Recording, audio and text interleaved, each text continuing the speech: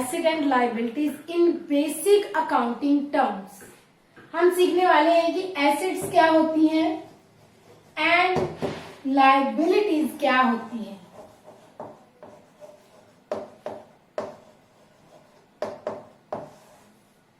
अक्सर हम अकाउंटेंसी के अंदर इन टर्म्स को बैलेंस शीट तक पढ़ते हैं। हम इक्वेशन में भी पढ़ते हैं asset is equals to capital plus liabilities. तो क्या होती हैं ये एसेट्स? एसेट वर्ड का मतलब नॉर्मली हम जानते हैं प्रॉपर्टी, संपत्ति। यस, संपत्ति प्रॉपर्टी भी एसेट होती है। इसके अलावा वैल्यूएबल रिसोर्सेज या फ्यूचर इकोनॉमिक बेनिफिट्स, ये सब हमारी एसेट्स होती हैं। अगर हम शॉर्ट में सिंपल लैंग्वेज में बात करें तो बिजनेस के जो राइट्स, उसकी जो संपत्ति उसने बना रखी है, जिन पे उसका अधिकार है, वो सब उसकी क्या होती हैं? प्रॉपर्टी एसेट्स होती हैं। इसके लिए हमें जो किए गए खर्चे हैं वो फ्यूचर में एसेट बनाएंगे या खर्चे ही रह जाएंगे, इसके लिए हमें दो सिचुएशन को समझना जरूरी है।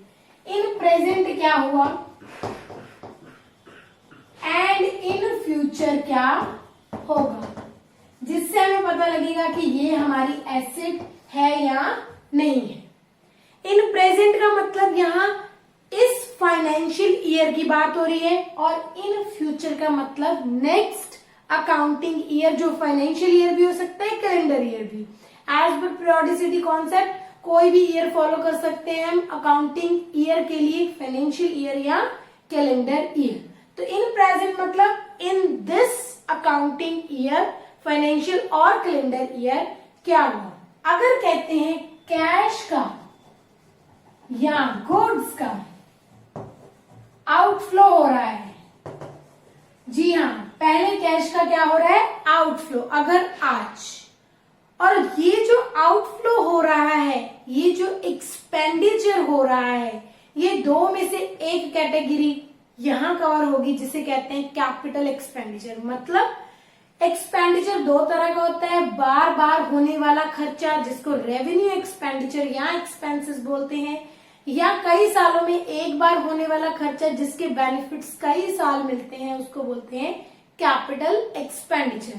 और कैपिटल एक्सपेंडिचर ही एसेट्स क्रिएट करते हैं, क्योंकि रेवेन्यू एक्सपेंडिचर से रेवेन्यू एक्सपेंडिचर से जो रेवेन्यू कमाने के लिए किए गए एक्सपेंसेस होते हैं, रेगुलर होते हैं, बार बार होते हैं, वो एसेट्स क्रिएट नहीं करते। जैसे हमने घर पे फ्रिज परचेज किया, हमारी एसेट है, हमारी संपत्ति है।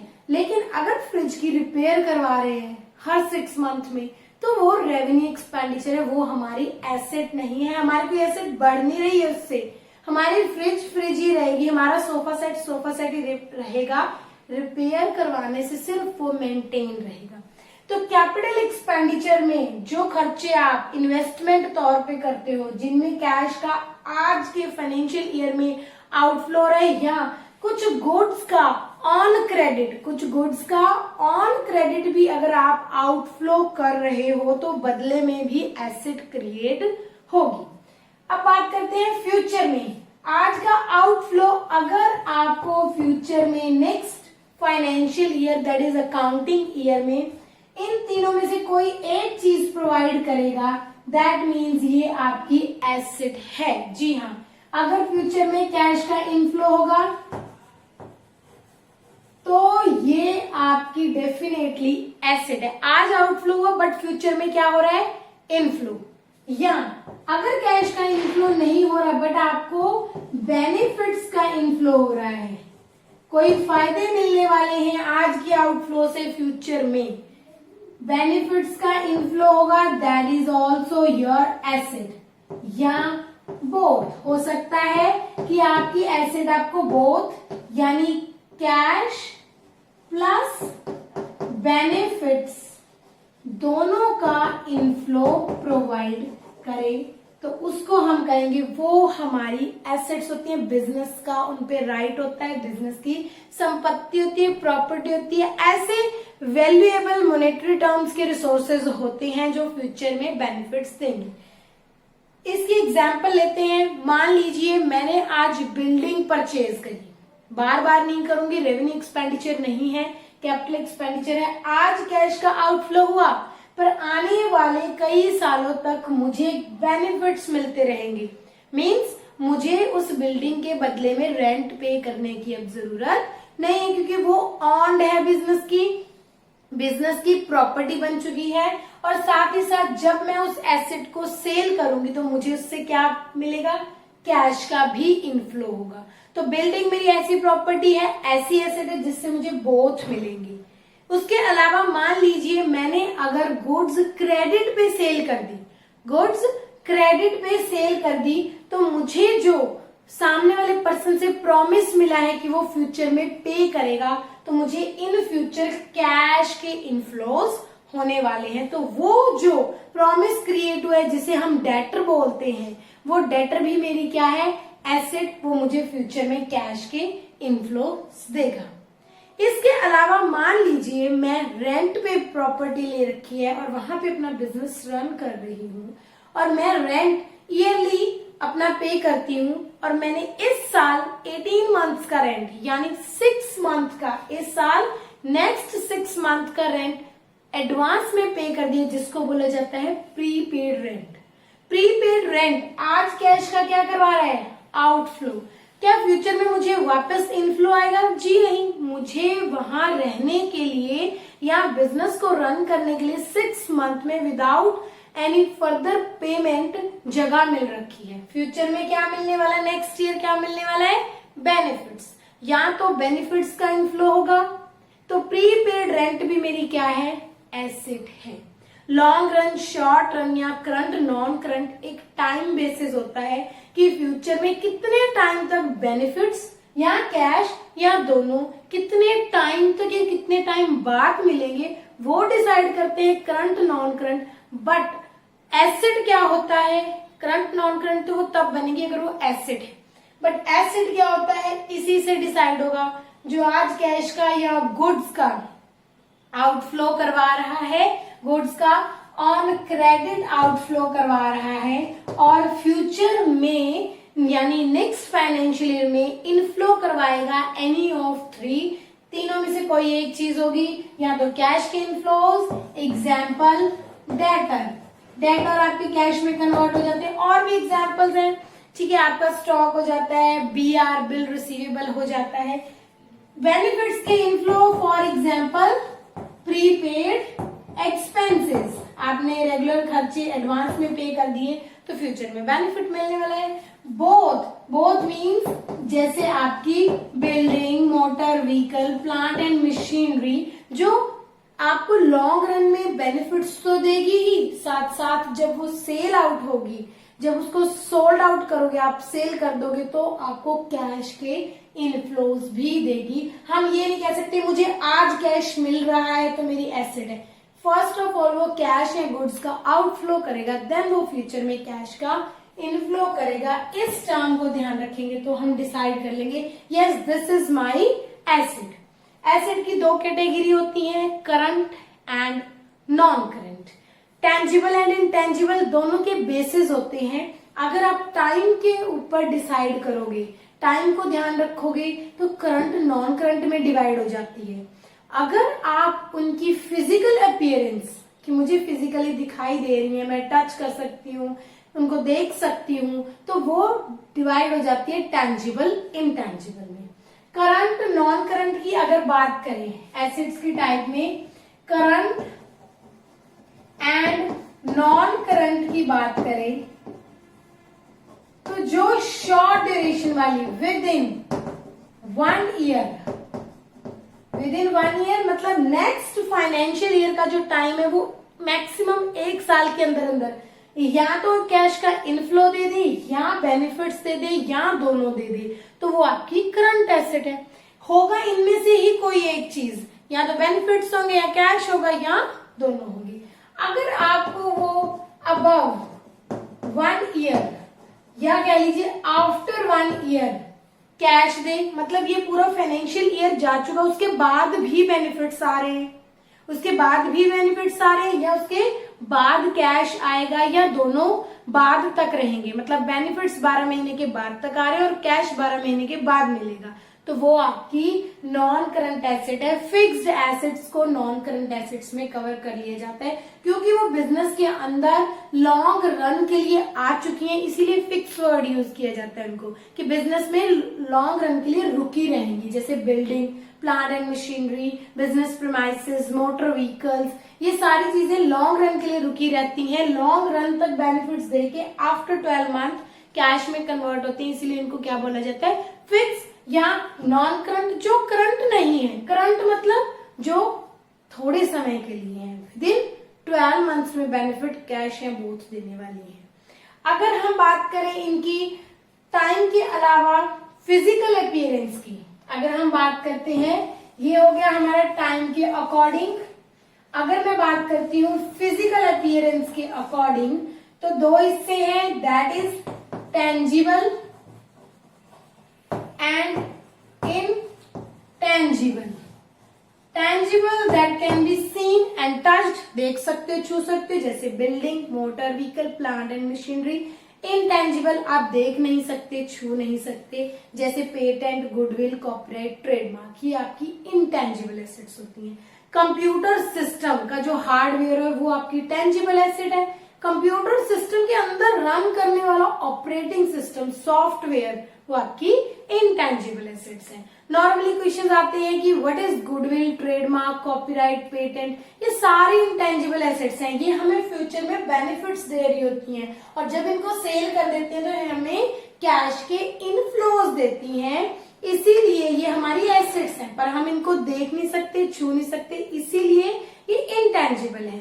क्या होते हैं पेटेंट? पेटेंट होते हैं कोई फॉर्मूला जो आपके पास है जिससे आप फ्यूचर में कैश अर्न कर रहे हो, जैसे कि डेयरी मिल्क का फॉर्मूला किसी और प्रोडक्ट के फॉर्मूला से मैच नहीं करता, तो वो आपके पास राइट है कि उस फॉर्मूले से सिर्फ आप डेयरी मिल्क बना सकते हो। तो जो ये फॉर्मूला यूज कर सकता है उसके लिए वो क्या है, उसका पेटेंट, उसकी एसेट है। कॉपीराइट कोई भी रिटन कंटेंट जो आपने स्पेसिफिकली अलग तरीके से लिख रखा है, वो कोई उसको कॉपी ना कर सके, आपने अंडर कॉपीराइट एक्ट उसका कॉपीराइट ले रखा है, दैट इज योर राइट। आप उसकी कॉपीज बेचोगे तो आपको बेनिफिट मिलेगा, आप उसका सेल का प्रॉफिट ले सकते हैं। गुडविल होता है फेम, कि जो काम मैं अपने नाम से कर सकती हूँ कोई मेरा नाम और यूज नहीं कर सकता, दैट इज माई गुडविल, मुझे फ्यूचर में कैश के इनफ्लोज और बेनिफिट्स दे रही है। ट्रेडमार्क कोई साइन या मार्क होता है जिसके द्वारा हम अपनी आइडेंटिटी को अलग से जानते हैं, जैसे कि नाइक का निशान, एडिडास, प्यूमा, हम ब्रांड चेक करते हैं जिससे। तो ये सारी हमारी इनटेंजिबल एसेट्स हैं। हम ये नहीं कह सकते कि ये मेरा नाइक का निशान रखा हुआ है, छुओ इसको, टच करो, नहीं, वो प्रोडक्ट के ऊपर प्रिंटेड है, वो अगर सॉफ्ट कॉपी में है चाहे हार्ड कॉपी में, वो आपका वो साइन आपका क्या है, एक एसेट है और लॉन्ग रन में बेनिफिट्स देगी, नॉन करंट है, शॉर्ट रन में देगी, दैट इज करंट है। इसके बाद एक आती है फिक्टिशियस एसेट जो आपकी डेफर रेवेन्यू एक्सपेंडिचर से लिंक करती है, इसके लिए आपको एक्सपेंडिचर की वीडियो देखनी पड़ेगी। नेक्स्ट बात करते हैं हम लाइबिलिटीज। लाइबिलिटीज के लिए एक ही वर्ड यूज होता है, दैट इज पेएबल, जिनको पे किया जाएगा। एसेट्स को कहा जाता है रिसीवेबल, जिनसे कुछ रिसीव होगा, बट कब, आज नहीं, इन फ्यूचर। कैश, बेनिफिट, या दोनों। पेएबल, जिनको फ्यूचर में पे करना पड़ेगा, जिनको कहाँ पे करना पड़ेगा, फ्यूचर में। पर आज वो हमारी लाइबिलिटीज कैसे बनी, कैसे हम उनको लाइबिलिटीज बोलते हैं, जितनी ऑब्लिगेशंस, उधार या कर्जा, बोझ, बर्डन, आपका रिस्पॉन्सिबिलिटी, वो सब क्या होती है, लाइबिलिटी। लाइबल टू पे, जिनको पे करना पड़ेगा तभी हमें छुटकारा मिलेगा। कब, फ्यूचर में पे करना पड़ेगा, नेक्स्ट ईयर पे होंगी तो आज के लिए वो लाइबिलिटीज बोली जाएंगी। उनकी स्टेटस, उनका जो पोजीशन है वो आज चेक की जाती है on the basis of future में क्या होने वाला है। तो वो फ्यूचर में पेबल है तो आज ईयर एंड पे, फाइनेंशियल ईयर के एंड पे उनको क्या बोला जाएगा, लाइबिलिटीज।